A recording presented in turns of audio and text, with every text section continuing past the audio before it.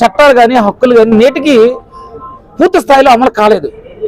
అంబేద్కర్ ఏమైతే ఆశించారో ఈ సమాజంలో మరి కులాలను నిర్మూలించాలని ఎంత తపన పడ్డాడో అయినా ఈ రోజుకి కులం కారణంగా నెట్టివేయబడుతున్నాం. ఏ స్థాయిలో ఉన్నా చట్టసభలో రిజర్వేషన్లు ఉన్నా నెట్టివేయబడుతున్నారు, ఐఏఎస్లు ఐపీఎస్లు అవుతున్నా నెట్టివేయబడుతున్నారు అన్ని స్థాయిలో. కానీ అడ్వకేట్ అనేది సోషల్ ఇంజనీర్ ఎవరినైనా ఇండిపెండెంట్ గా అడ్వకేట్ మూవ్మెంట్ ముందుకెళ్తే చట్టాలను అమలు చేసుకుంటే చట్టం మాకు ఉంటుందనే నమ్మకంతోనే 2014లో ఈ మూవ్మెంట్ స్టార్ట్ చేసాం.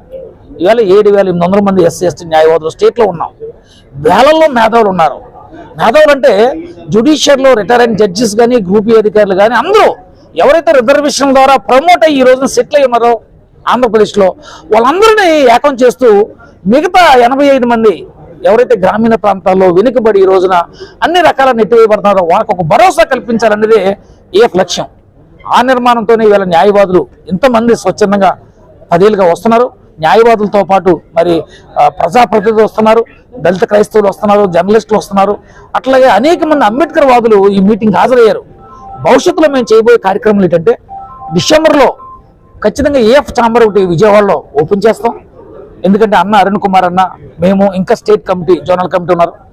ఆ ఏఎఫ్ ఛాంబర్ అంటే అర్థం ఏంటంటే షెడ్యూల్ కులాలు షెడ్యూల్ తగల ప్రజలకి రాజ్యాంగబద్ధంగా ఏమైతే ఉన్నాయో ముఖ్యంగా భూమి, అట్లాగే హాస్టల్లో చదివే పిల్లలకు కలవాల్సిన వసతులు, సప్లాన్ చట్టం, లేదంటే బ్యాక్లాగ్ పోస్టులు, ఎస్ఎస్టీ బ్యాక్లాగ్ పోస్టులు ఇవన్నీ అమలు కాటకి కోర్టులో పిల్స్ వేయడానికి ఒక నిర్మాణం చేస్తున్నాం. దానికి సంబంధించినటువంటి డేటా సేకరిస్తున్నాం. ఎందుకంటే ప్రభుత్వాలు మారుతున్నా కానీ ప్రభుత్వాలు పోటీపడి మారుతున్నా షెడ్యూల్ కులాలు షెడ్యూల్ తగల ప్రజల పరిస్థితి అంతంత మాత్రమే ఉంది. ఈ రోజున రాజకీయ పార్టీలు పోటీ చేస్తున్నటువంటి ఎమ్మెల్యేలు కానీ ఎంపీలు కానీ నిర్ణయ అధికారం లేదు చట్టసభల్లో. ఇవాళ రాజ్యాంగబద్ధంగా ఉన్నటువంటి SC ST national commission, SC ST state commission వాళ్ళకి చట్టపరమైన హక్కులు ఉన్నాయి. అయినా అధికారులు వాళ్ళు చెప్తున్న పరిస్థితులు వినలేని పరిస్థితి కొనసాగుతుంది. ఇలాంటి పరిస్థితుల్లో న్యాయవాదులుగా ఈ మూమెంట్ని ఆంధ్రప్రదేశ్ నలుమూలల అందరినీ సపోర్ట్ తీసుకుని ముందుకు పోతూ భవిష్యత్తులో ఒక లక్ష్యం, ఒక మార్పు, సిస్టంలో మార్పు కోసం నిర్మాణం చేస్తున్నాం. ప్రతి న్యాయవాది షెడ్యూల్ కులాలు షెడ్యూల్ తగ్గ ప్రజల కోసం, పేరాక్టివ్ సొసైటీ కోసం పనిచేసే విధంగా ఈ నిర్మాణం జరుగుతుందని ఈ సందర్భంగా మీడియా ద్వారా తెలియజేస్తున్నాం. ప్రభుత్వానికి మా డిమాండ్ ఏంటంటే హైకోర్టులో, ఆంధ్రప్రదేశ్ హైకోర్టులో అంబేద్కర్ విగ్రహం పెట్టాలని ఒక డిమాండ్ చేస్తున్నాం.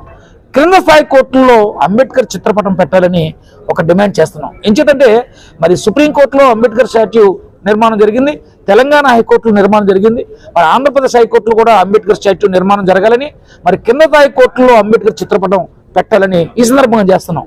కాబట్టి మరి న్యాయవాది మిత్రులు ఈ దిశగా ఆలోచించి మీ బారుల్లో అందరూ ఐక్యతగా ఉంటూ రాబోయే కాలంలో బార్ కౌన్సిల్ ఎన్నికల్లో 3 న్యాయవాదులని, ఎస్సీ ఎస్టీ న్యాయవాదులు పిలిచిన 3 న్యాయవాదుల్ని అంటే నేను పినిపి వెంకటరావు, నేను దాసరి శ్రీధర్ తెనాల బార్ నుంచి దాసరి, రాయలసీమ జిల్లా నుంచి ఒక వ్యక్తి, ఈ 3ని గెలిపించడం కోసం న్యాయవాదులందరూ సహకరించాలని, న్యాయవాదులతో పాటు మేధావులు సహకరించాలని ఈ సందర్భంగా తెలియజేస్తున్నాను. జై భీమ్, న్యాయవాదుల ఐక్యత. అంబేద్కర్ ఆలోచన ఫౌండేషన్ ఏపీ స్టేట్ కన్వీనర్ మరియు బార్ కౌన్సిల్